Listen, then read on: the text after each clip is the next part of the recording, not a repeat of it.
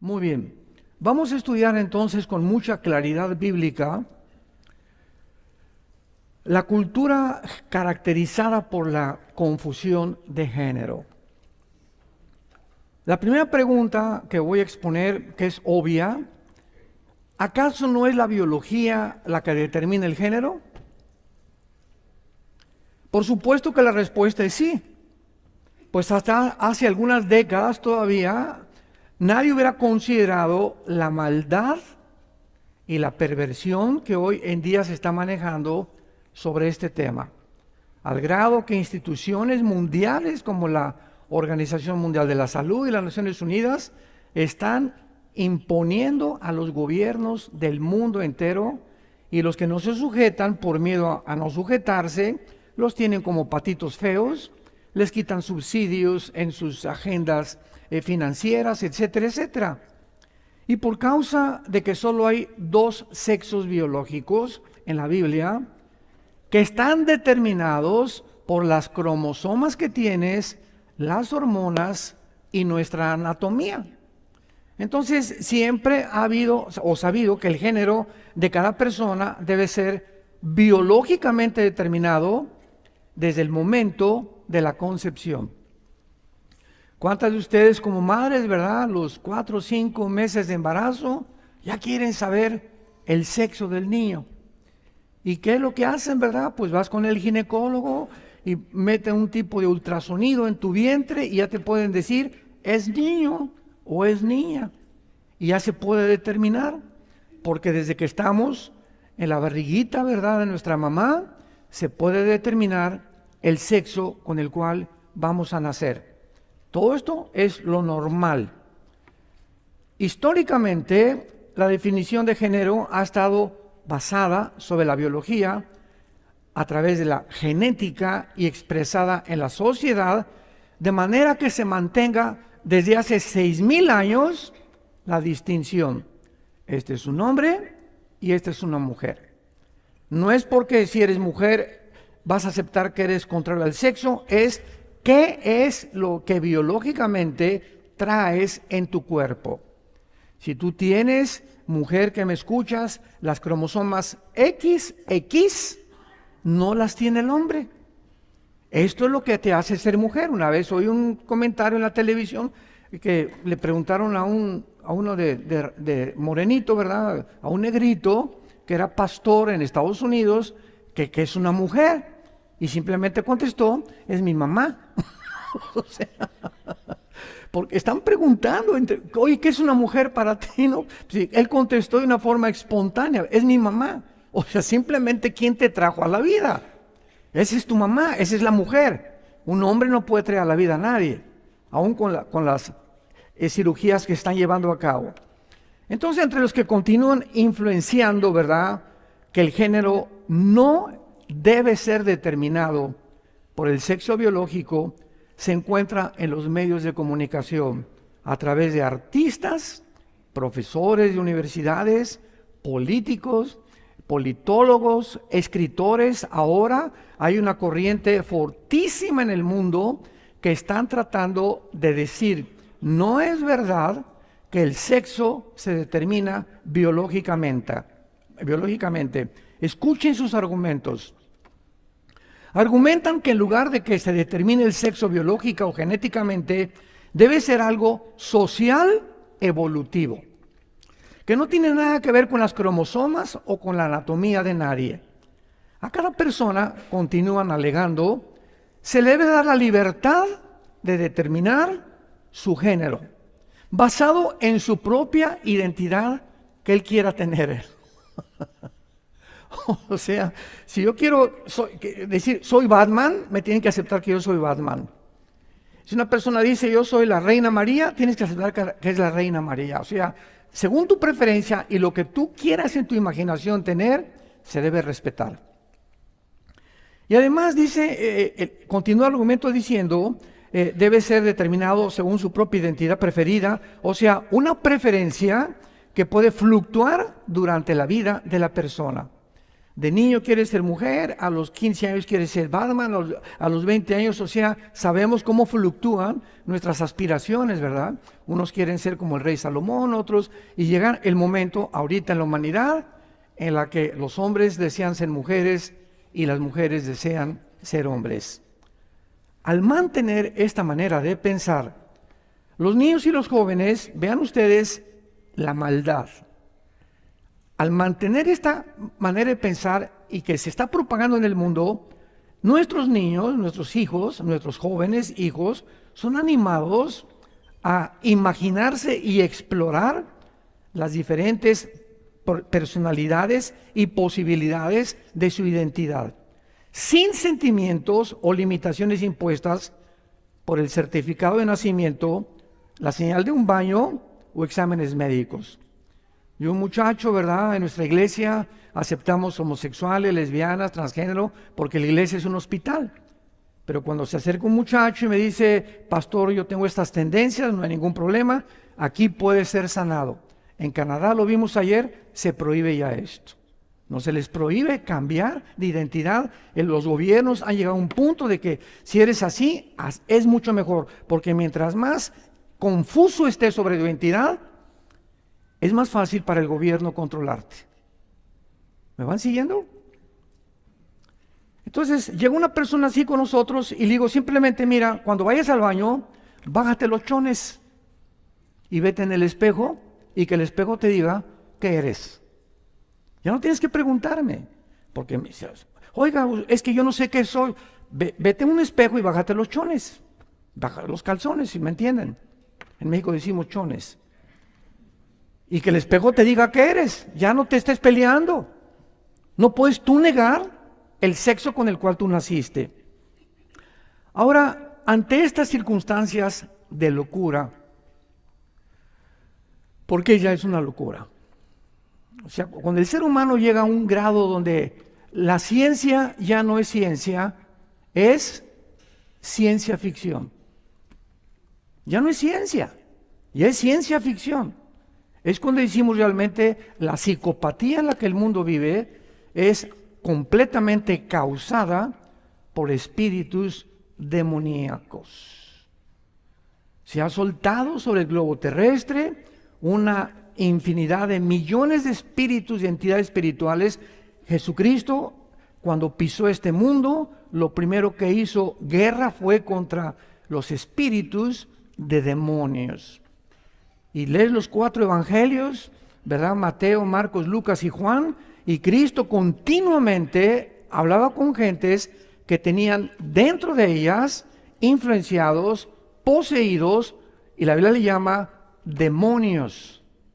Y la palabra demonio en el griego significa seres inteligentes, que producían locura en los seres humanos, van directamente a cambiar y alterar tus hormonas cerebrales, tus neuronas cerebrales, perdón, para que tú puedas, el cerebro es como un circuito en el cerebro que tenemos, cualquier neurólogo te lo puede decir, y el blanco de ellos es desconectar ciertas conexiones eléctricas, porque son eléctricas dentro del cerebro, para que si tú desconectas un cable y lo conectas con otro, tu conducta comienza a ser alterada. Y lo único que puede mantener la armonía neurológica en nuestro cerebro es la paz. Ninguna de estas personas puede tener paz. Por eso viven un conflicto continuo durante todas sus vidas y por eso los transgéneros se suicidan en un 70%. Ante estas circunstancias de locura en que estamos viviendo, ¿de qué manera debemos pensar como cristianos? Aunque el debate cultural del transgenerismo, ¿verdad?, actualmente es relativamente nuevo, de hace 10 años para acá, los asuntos fundamentales de por medio son tan antiguos como la historia humana. Y vamos a ver que la Biblia no guarda silencio ante este asunto. Quiero compartirles a ustedes algunos puntos, verdades bíblicas, que nos van a proveer de una información básica acerca de toda esta confusión cultural. Porque es lógico, ¿verdad?, que por favor podamos hablar con nuestros hijos desde pequeños, con nuestros jóvenes, Si yo les digo a los papás, cuando llegue tu hijo, los menores de edad, revísale su mochila, revísale sus libros y sus papeles que tiene, que la escuela no les esté metiendo papeles o fotografías de pornografía.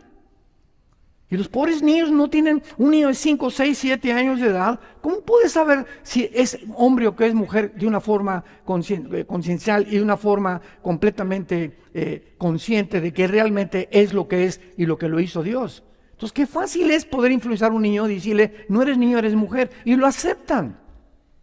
Y les comienzan a comprar vestiditos y les comienzan a cambiar la ropa de hombre o mujer para que crezcan completamente desorientados. Y si llegan así a la pubertad o a la adolescencia, el niño es presa de Satanás, de los demonios. Y va a ser 10 veces más difícil poder convencerlos que no son lo que el diablo quiso que ellos creyeran que son. Veamos número 1, si lo quieres apuntar. La prerrogativa le llamo del Creador. La prerrogativa del Creador. La primera verdad es muy clara. Como Creador y sustentador, juez y soberano del universo, es lógico que solo Dios puede establecer las leyes y los parámetros entre el bien y entre el mal y de toda su creación. Dice el Salmo 19, los cielos cuentan la gloria de Dios, y el firmamento anuncia la obra de sus manos. Un día emite palabra a otro día, y una noche a otra declara sabiduría. No hay lenguaje, ni palabras, ni es oída su voz, pero por toda la tierra salió su voz, hasta el extremo del mundo sus palabras. Yo volteo hacia el cielo, como decíamos hace algunos días, y lo que veo yo es un diseño y un orden en el universo. Hace muchos años, hubo un físico matemático francés llamado Blaise Pascal, un genio de las matemáticas y de la física, y era cristiano. Y hay muchos estudios de él, de la Biblia y del Apocalipsis, por Blaise Pascal. Y una vez lo visitó un ateo a su casa y le dijo, no, mira, es que todo se hizo espontáneamente. Por un accidente apareció el sol, las estrellas, los movimientos de las galaxias, el movimiento de la Tierra fue accidental, sobre la transición del sol fue accidental, todo fue un accidente.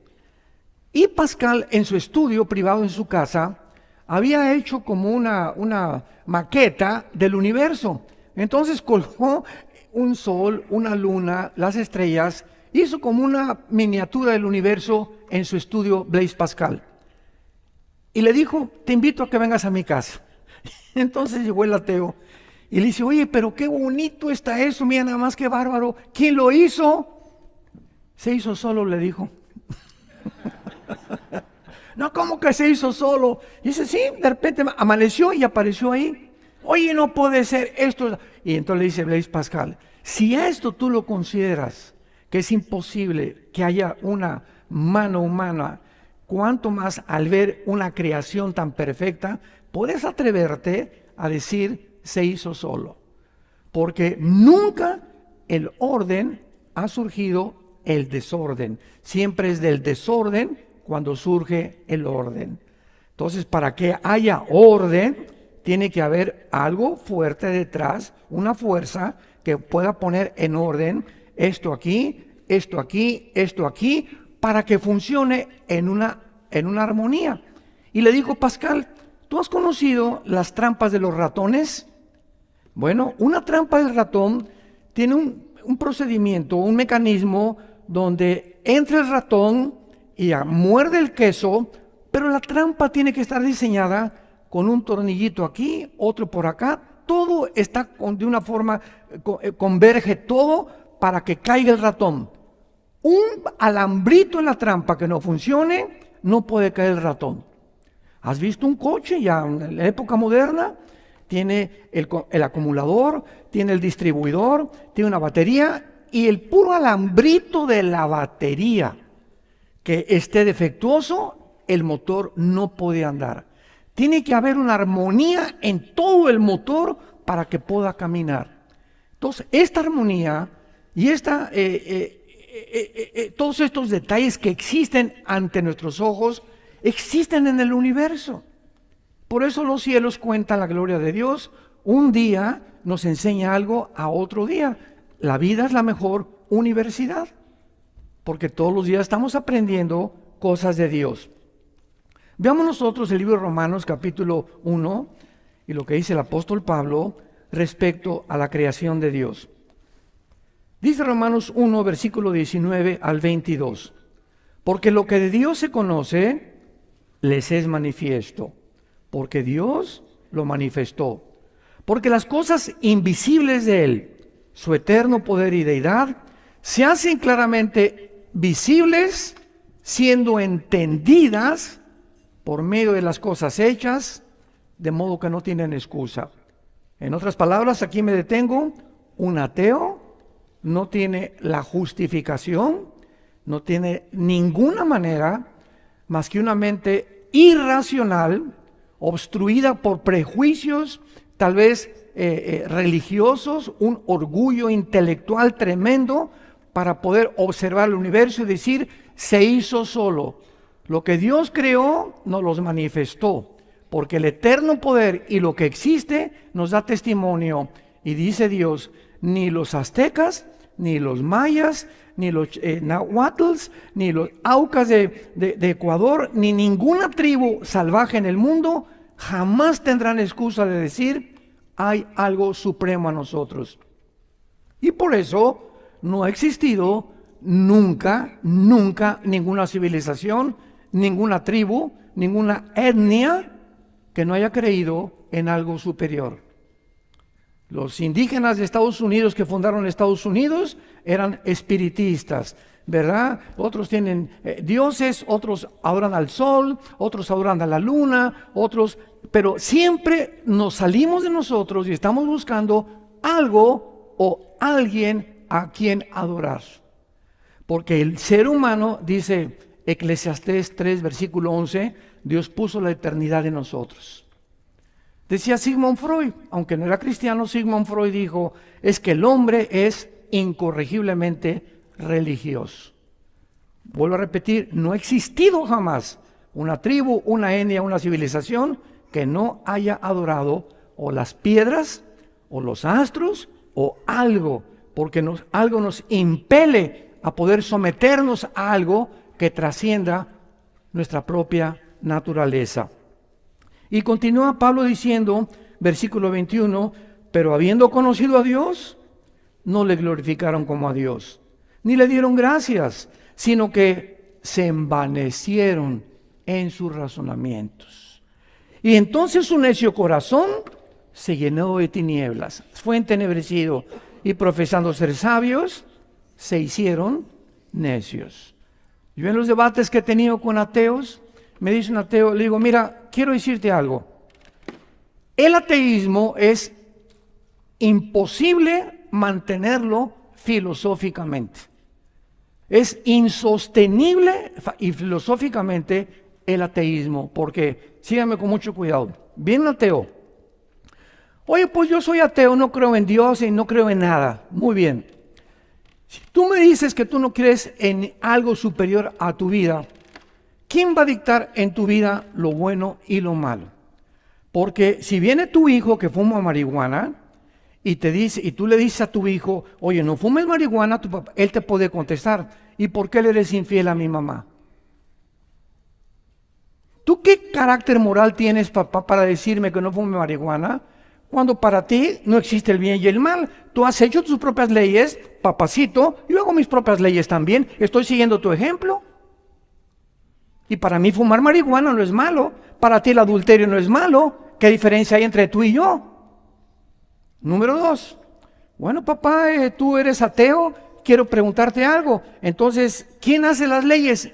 ¿Qué mandamientos o qué código de moral sigues para determinar que el homosexualismo es bueno o es malo? Que los nazis no tuvieron por qué haberlos condenado en Nuremberg, que el grupo Hamás terrorista está justificado las matanzas que hagan cuando para ti no hay bien y el mal. Tú determinas el bien y el mal.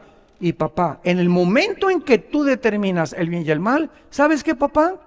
Te has convertido en Dios. Entonces, un ateo, ¿quién es? Una persona que se ha hecho Dios a sí mismo. Por eso es imposible sostenerlo filosóficamente. Está hablando incoherencias. Vemos la crisis de identidad a la que el ser humano ha llegado. Profesando ser sabios, se vuelven en tontos. Los debates contemporáneos actualmente acerca de la sexualidad y del género no pueden ser resueltos en ningún sentido autoritario por la opinión pública, por el amor de Dios. Ni por un futbolista, ni por un artista de cine, ni por un cantante o por un político, o por sentimientos personales. Solo podemos tener la seguridad que tienen que ser establecidos de manera absoluta por aquel que nos creó a su imagen y semejanza, que es Dios mismo. Vayamos al libro de los Hechos, donde nos encontramos al apóstol Pablo ante un grupo de filósofos, no comparados con los filósofos del siglo XX, no, estaba Demóstenes con los epicúreos y los estoicos, un grupo intelectualmente, aparentemente inteligente. Y entonces este grupo de filósofos, estaba Pablo en Atenas, porque fue por Grecia y visitó Atenas Pablo. Y tenían los filósofos como un montículo que le llamaban el Areópago. Y entonces los filósofos en aquel tiempo les encantaba, a ver, ¿tú qué piensas? Pasa acá y expón lo que tú piensas del universo.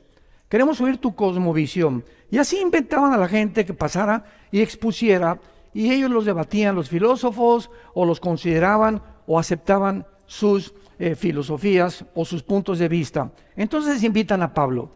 A ver, tú que eres hablador y trovador y por ahí cantador y etcétera, etcétera, ven para acá. Hechos 17, versículo 22. Entonces Pablo, puesto en pie en medio del Areópago, dijo: varones atenienses, en todo servo que son, ¿qué? ¿Se dan cuenta? Yo recuerdo en las universidades cuando comenzamos a visitarlas en los 90, la UNAM, fui al Politécnico, en Monterrey, en Villahermosa, etcétera, etcétera. Muchas universidades que visité me decían antes de entrar, pero no queremos religión. Y lo primero que les decía a los directores era: ¿usted sabe etimológicamente, maestro, qué es religión?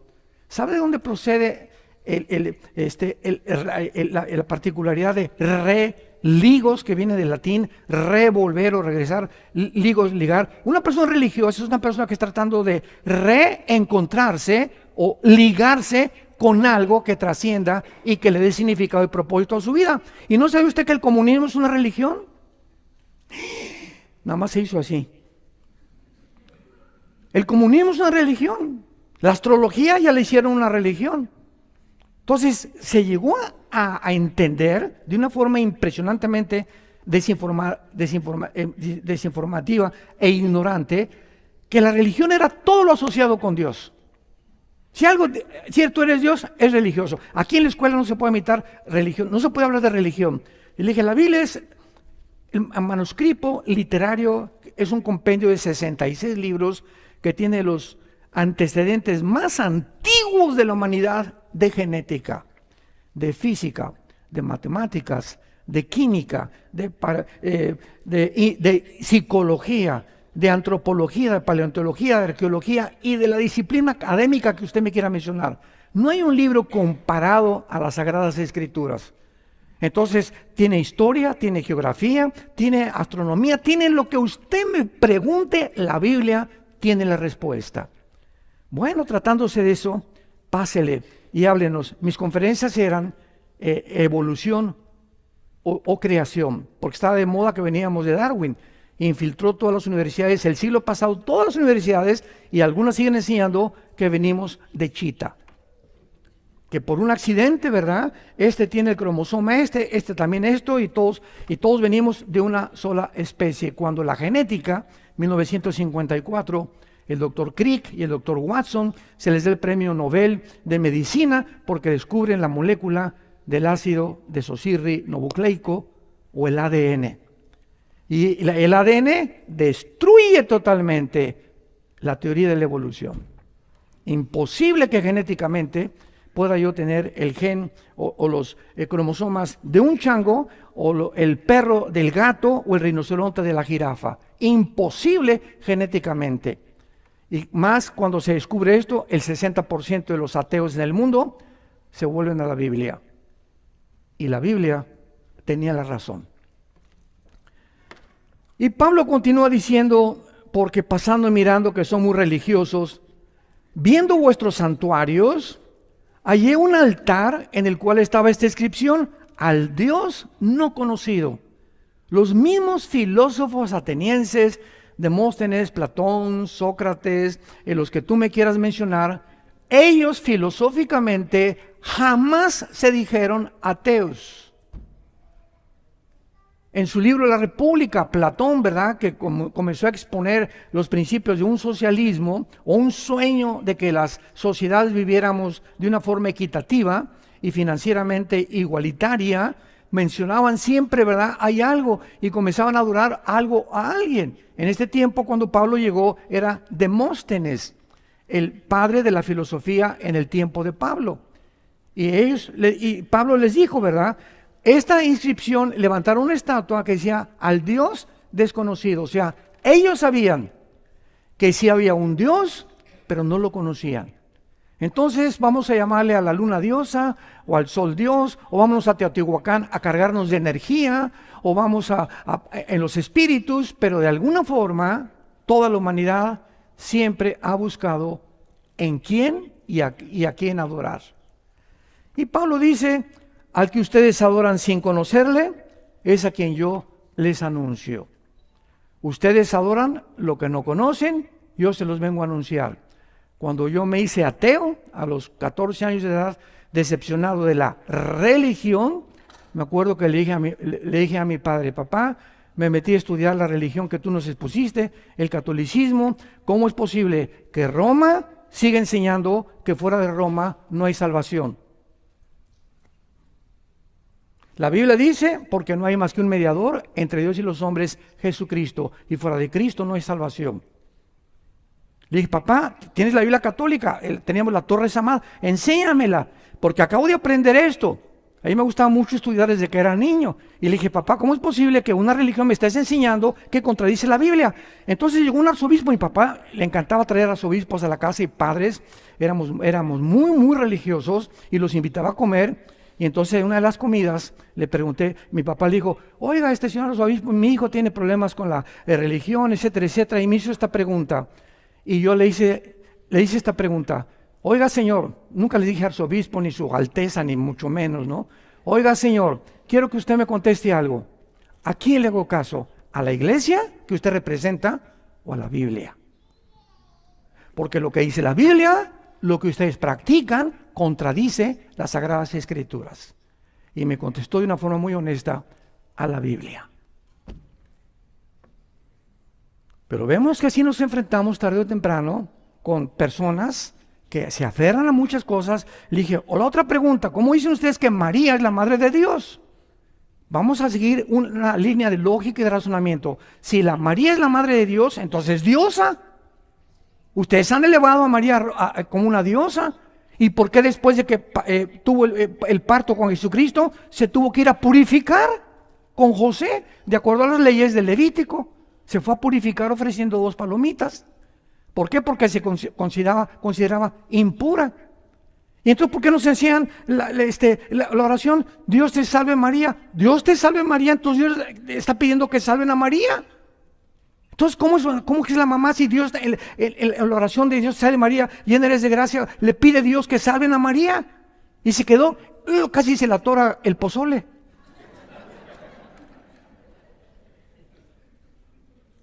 Por eso es importante ser preguntones, porque si no, no vamos a llegar nunca a la verdad, y tenemos ya que despojarnos de las influencias. Es que lo tengo que creer porque mi familia fue de esta religión. Lo tengo que creer porque fue lo que me hicieron. No es que no tienes un sentido en el corazón y en la mente que Dios nos ha creado para que busquemos la verdad, y cuando nos enfrentamos con la verdad y contradice lo que nos han enseñado, seamos valientes. No podemos nada contra la verdad, sino por la verdad. Porque al conocer la verdad, tenemos la capacidad de sacar a nuestra familia de las tradiciones mentirosas y tradicionales en las que crecieron ellos, sus padres y sus abuelos. Somos la luz del mundo. Me serán testigos cuando el Espíritu Santo venga sobre sus vidas. Pero si te sigues manteniendo así en tu familia va a acabar en el paganismo también, celebrando Halloween, el Día de los Muertos, visitando a muertos que ya no están ahí. ¿Por qué? Porque nos enseñaron tradiciones. ¿Se acuerdan de la historia de la India María? Llega el Día de los Muertos. Y ahí está la India María con una olla de pozole en un panteón. Y llega la señora Pompidou con un ramo de flores y le dice: India bruta, ¿cuándo crees que tu muertito se va a comer tu pozole? Y le contesta a la India María: cuando venga el suyo por las flores. Tanto los ricos como los pobres, igual de paganos. No hay ninguna diferencia. Qué increíble, ¿verdad? ¿Por qué? Porque nunca hemos venido a la Biblia ni nos ha sacado de la ignorancia y las tinieblas. Y en el versículo 24 Pablo dice: el Dios que hizo el mundo y todas las cosas que en él hay, siendo Señor del cielo y de la tierra, no habita en templos hechos por manos humanas. Y muchos de nosotros cristianos, evangélicos, muchos de nosotros, he ido a muchas iglesias donde dicen: vayamos al templo el domingo. ¿Qué? O sea, no han leído la Biblia todavía. Ya no hay templos hechos por manos humanas. El templo ahora somos nosotros. Tú y yo hemos sido la casa de Dios, con el Espíritu Santo ha entrado a habitar en nuestras vidas. Dios no habita ya en templos hechos por manos humanas, dice la Biblia. Y dice: ni es honrado, versículo 25, por manos de hombres como si necesitara de algo. Ya no tienes que llegar a la iglesia, ¿verdad? Y pongo mi veladora, y pongo mi santito, y pongo esto, y pongo aquello, y Señor, me voy con unas pencas de mamey y de nopales, me voy a pegar, a sangrar como el día de Semana Santa en los desfiles que vemos, para que veas: Señor, mira cuánta sangre. O me voy a ir caminando a la villa de rodillas, se me sangren las rodillas, creyendo que esos sacrificios son agradables a Dios. Mira, ya viste, Padre, te ofrezco caminar 1 kilómetro, pero sana, mi hijito, por el amor de Dios. Toda esa gente lo hace. ¿Por qué lo hace? Porque no conocen las Sagradas Escrituras. Y en ese momento nosotros tenemos compasión de ellos, porque nosotros hacíamos las mismas cosas igual. Yo crecí en una cultura hiperreligiosa que me llegó hasta a hastiar, y me fui al otro extremo. Pero cuando sí la verdad, más decepcionado estaba, porque me decepcioné de la religión, nunca de la persona de Jesús. Jamás me enseñaron. Estuve en los colegios lasallistas, salesianos, con jesuitas. Nunca nos enseñaron a Jesucristo, ni lo que hizo en la cruz, ni su resurrección, ni el juicio final, ni el infierno. Todo era ritos, ceremonias y liturgias. Ahora veamos nosotros claramente, después de leer esto, que es muy importante también, porque Dios define la verdad absoluta. Cualquier cosa que contradiga la verdad es mentira. Les conté que algún tiempo estuve en la filosofía, facultad Filosofía y Letras de la UNAM, en la Universidad en México, y les hice esta pregunta también a los estudiantes de filosofía: ¿alguno de ustedes me puede definir qué es la verdad? Y la pregunta la vuelvo a hacer a ustedes. Digo, ahorita no levanten la mano. Yo les hago la pregunta ahora. ¿Alguien puede definir qué es la verdad? Bueno, es lo contrario de la mentira. Ok, pero si tú sabes que es mentira, ¿cómo defines qué es verdad? Y que lo que es mentira es mentira. Y cuando venimos a la Biblia, nos damos cuenta que ese era el propósito de todos los filósofos de Grecia. Platón, Demóstenes, todos estaban buscando la verdad. Nadie, ningún libro de los filósofos definen qué es la verdad. Y llega Jesucristo 300, 400 años después de los filósofos griegos y dice Jesucristo, yo soy la verdad. Escuchen esto, no dijo yo soy una verdad, artículo indeterminado. No, yo soy la única verdad. ¿Qué es la verdad? Aquello que no está sujeto a ningún cambio, si lo quieres apuntar. Por eso dice la Biblia, Jesucristo es ayer igual, hoy y por los siglos. No puede ser verdad. Hace algunos años, Jacques Cousteau, oceanógrafo francés, 1947-48, muy prestigiado, puso en su bitácora, dentro del mar no existe la comunicación, y se aceptó como una verdad.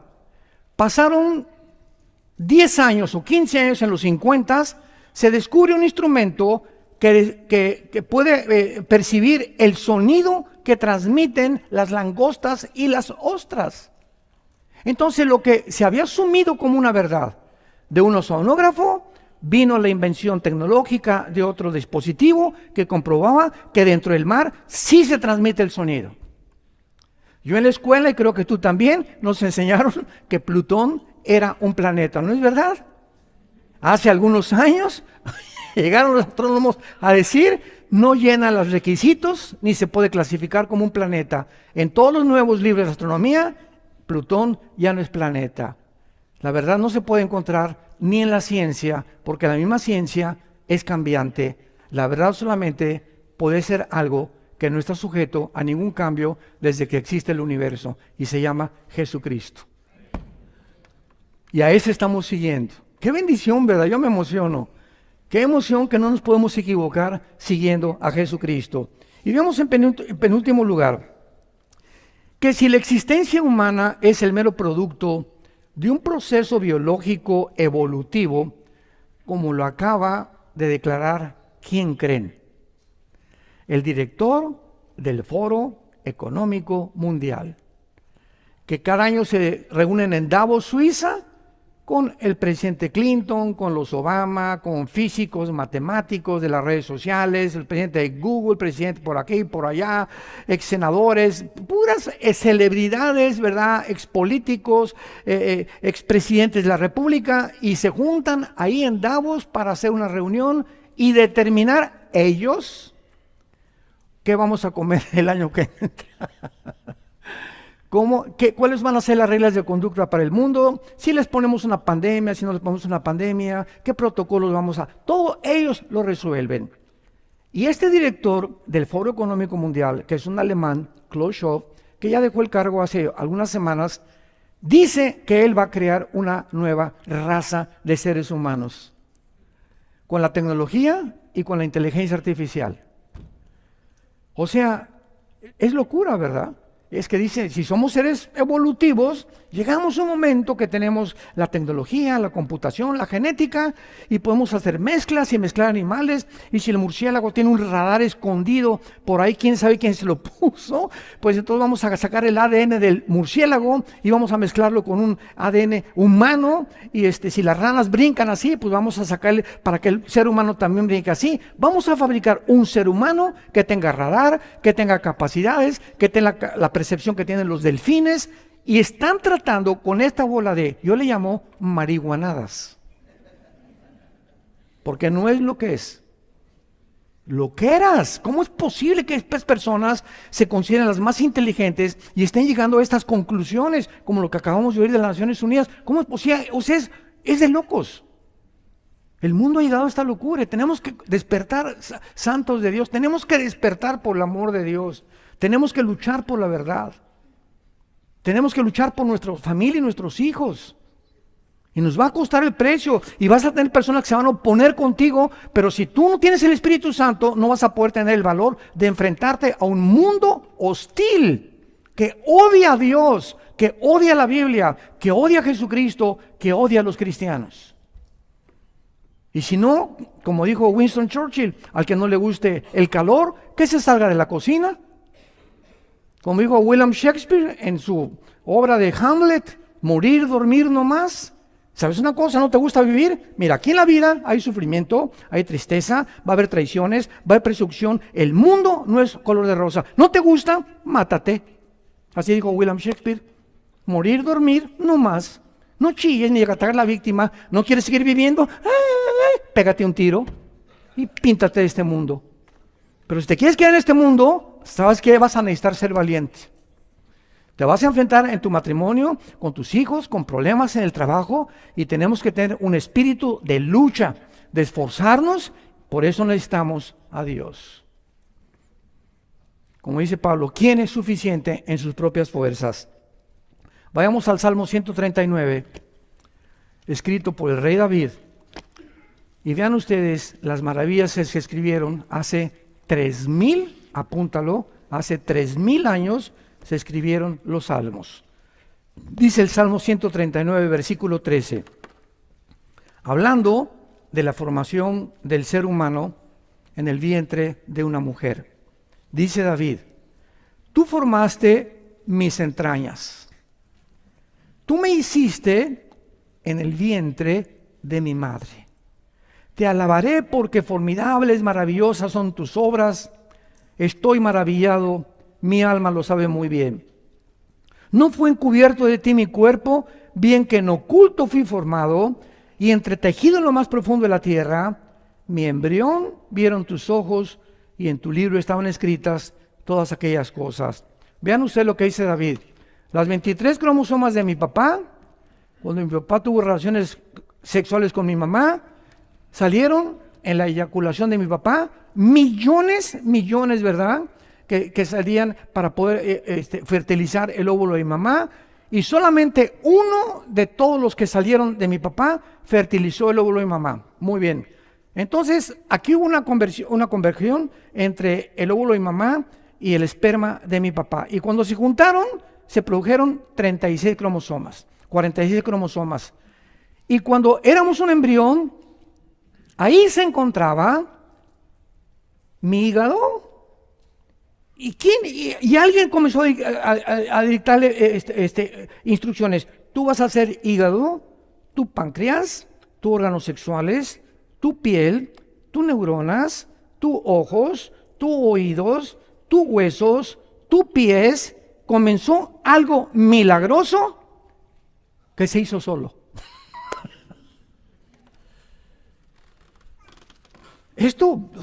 Estoy maravillado, dice, hace 3000 años no se conocía la genética.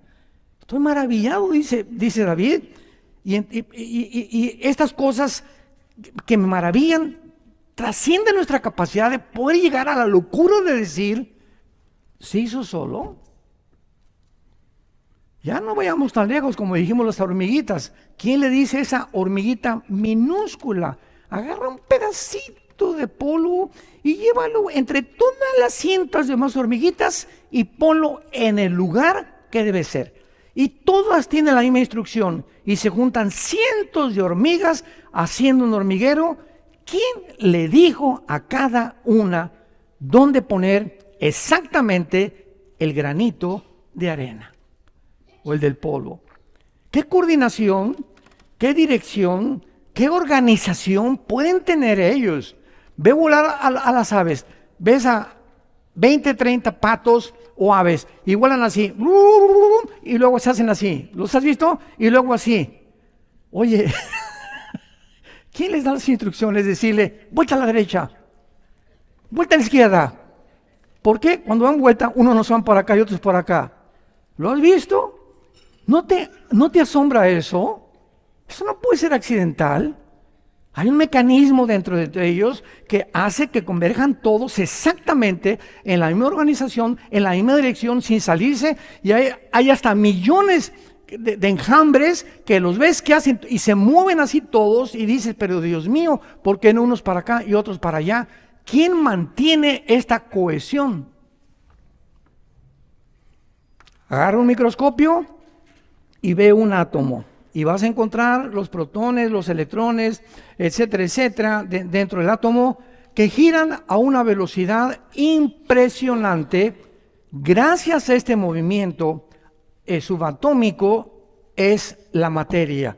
Y ahorita le hago así a esto y me rompo, ¿verdad?, los huesos de mi mano, porque esta formación es mucho más gruesa atómicamente que mi mano. ¿Quién mantiene esa cohesión? ¿Quién le dice a la Tierra que gire en 24 horas sin que se pare? Pregunta, señores físicos que nos acompañan. La ley física dice lo siguiente: la velocidad de un cuerpo es proporcional a la fuerza que se le aplica. ¿Qué quiero decir? Yo agarro una canica y le hago así, ¡paz! Y la canica tiene una velocidad que sale, pero se tiene que parar, ¿correcto? Agarro una flecha, ¡pum!, disparo la flecha y la flecha sale y se tiene que parar. Porque la velocidad que le apliqué, con la fuerza que le apliqué, tiene que detenerse. Agarro una pistola y aprieto, la pólvora impulsa la velocidad de la bala, pero la bala tiene que ir y tiene que caer. ¿Por qué la Tierra gira y quién la empujó?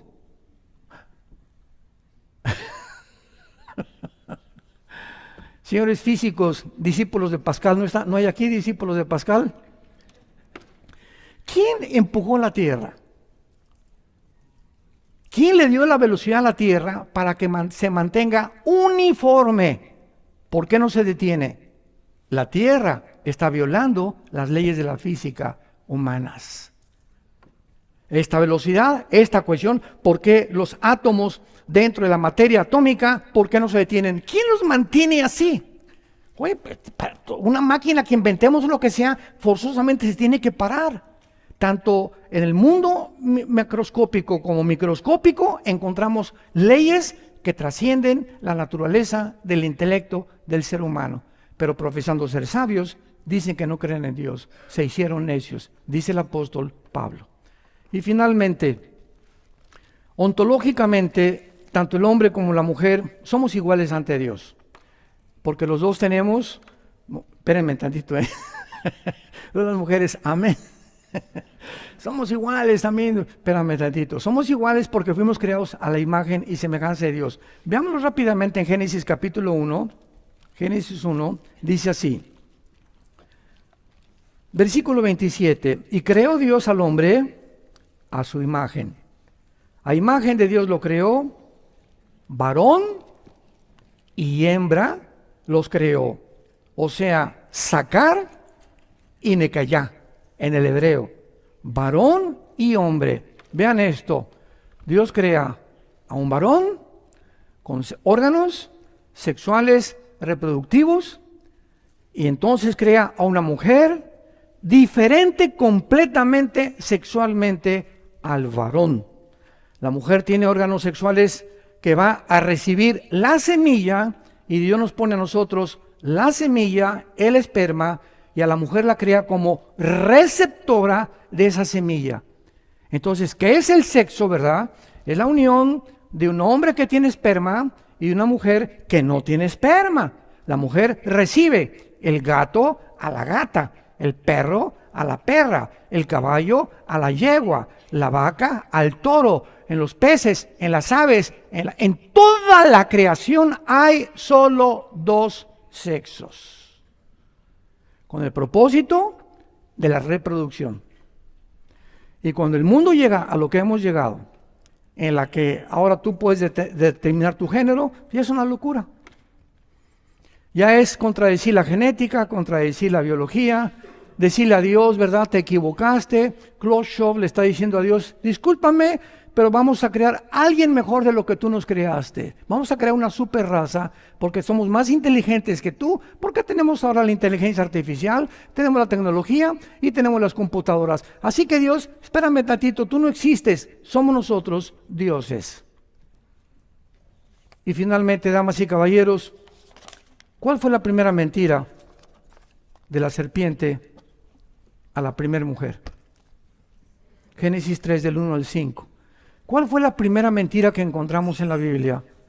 Se acerca la serpiente, Nahash, que significa en el hebreo un ser brillante e inteligente. O sea, no era una serpiente, ¿verdad? Era Satanás usando a este ser.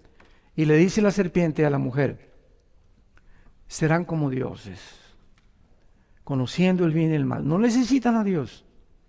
Y esta mentira, serán como dioses, conquistadores, Alejandro el Magno, Napoleón Bonaparte, Aníbal, Saddam Hussein, Lenin, José Stalin, todos los que tú me quieras mencionar, los vikingos, todos a través de la historia llegan al poder, tanto presidentes como reyes, cualquiera que llega al trono y se sienta, todos han anhelado conquistar el mundo.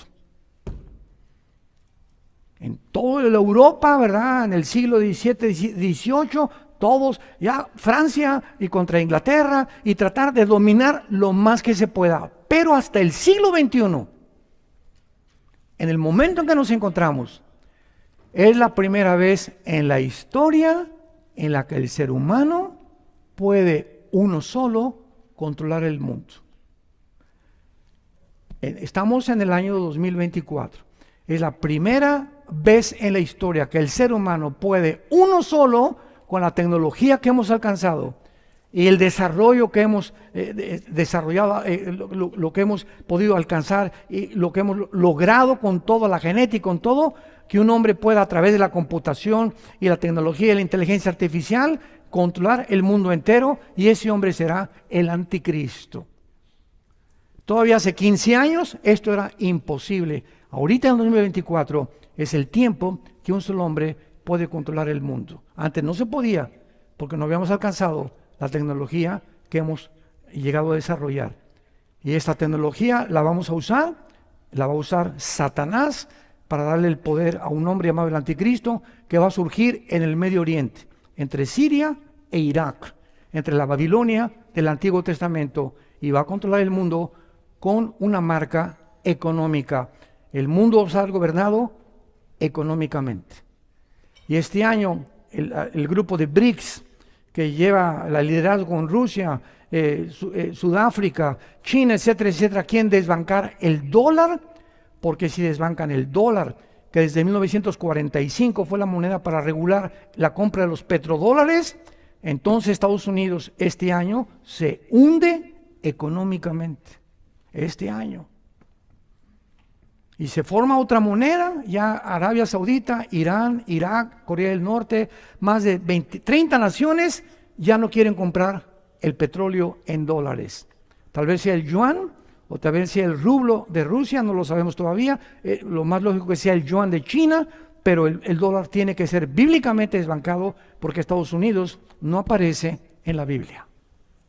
Pasará a segundo o a tercer grado de supremacía política, militar y económica. Y mientras tanto nosotros oremos por nuestra familia, por nuestros hijos. La familia que tú tienes es el tesoro más grande que Dios te ha dado, que Dios nos ha dado. Y es lo único por lo que vale la pena vivir, por mi familia, por mis hijos, por mis nietos, bisnietos, la generación que Dios nos quiera dar. Todo lo demás es vanidad de vanidades. Concentrémonos en ello y te repito como enseñamos, si tú te concentras en Dios en primer lugar, tu esposa en segundo lugar, si pasas más tiempo con tus hijos, que nuestros hijos necesitan que pasemos tiempo con ellos, irnos al boliche con ellos, a un partido de fútbol, irnos a una película con ellos, platicar con tu esposa, Dios nos va a bendecir como tú no te imaginas. ¿Por qué? Porque estás obedeciendo la eterna palabra de Dios. Los cielos pasarán, la ciencia pasará, pero mis palabras permanecerán. Dice el Señor, Creador y Padre de Jesucristo, nuestro Señor, el gran pastor de las ovejas, por la sangre del pacto sempiterno. Os haga a todos ustedes capaces para que hagan siempre las cosas que son agradables delante de Él y vivamos en paz. Te damos gracias, Señor, en esta mañana por tu palabra. Te pedimos, Señor, por nuestra familia, los varones te pedimos por nuestra esposa, por nuestros hijos. Haznos capaces, Señor, a través de tu palabra y de tu sabiduría, de vivir. Ya la vida es demasiado corta, los años pasan volando. ¿Qué es de vuestra vida? Dice la Biblia, sino como un vapor que se aparece por un tiempo y desaparece de repente? ¿De qué les sirve ganar el mundo si pierden su alma? Porque de tal manera amó Dios al mundo que nos ha dado a su Hijo unigénito, para que cualquiera que en Él cree no se pierda en el infierno, mas tenga la vida eterna. Mas Dios muestra su amor para con nosotros en que, siendo pecadores, estando en la condición tan sucia en que nos encontrábamos todos, Él nos amó con un amor eterno. Nos lavó con su preciosa sangre. Nos está transformando cada día más y más a su semejanza para que reflejemos el carácter de Jesús a una humanidad completamente perdida. Él fue despreciado y desechado entre los hombres, varón de dolores, experimentado en quebranto. Como que escondimos de Él el rostro, fue menospreciado y no lo estimamos. Mas Él llevó nuestras rebeliones, fue molido por nuestros pecados. El castigo de nuestra violación y nuestras rebeliones fueron sobre Él. Y por lo que Él sufrió, hemos sido curados. Hemos sido sanados. Y ahora nos ve Dios como hijos y como hijas nos trata. Somos su familia con una misión. Vayan al mundo y prediquen y den testimonio de lo que yo he hecho en tu vida. Háblale a tu familia, a tus amigos. Los mando como ovejas en medio de lobos. Pero no teman mi pequeña manada, porque si creen en mí, dijo Jesús, crean también en Dios. En la casa de mi Padre hay muchas moradas. Me he ido a preparar un lugar para ustedes, para que donde yo estoy, ustedes también estén. Y cuando venga por ustedes, os tomaré a mí mismo, para que estén conmigo a donde yo estoy. He aquí, les dejo mi palabra, les dejo al Espíritu Santo y les dejo el ejemplo de mi Hijo Jesucristo, para que sigan sus pisadas y permanezcan firmes en la esperanza a la que hemos sido llamados hasta el fin, para la gloria de Él, en Jesucristo nuestro Señor. Amén. Amén y amén. Gracias a Dios por este libro maravilloso. Gracias, Padre, por tu palabra.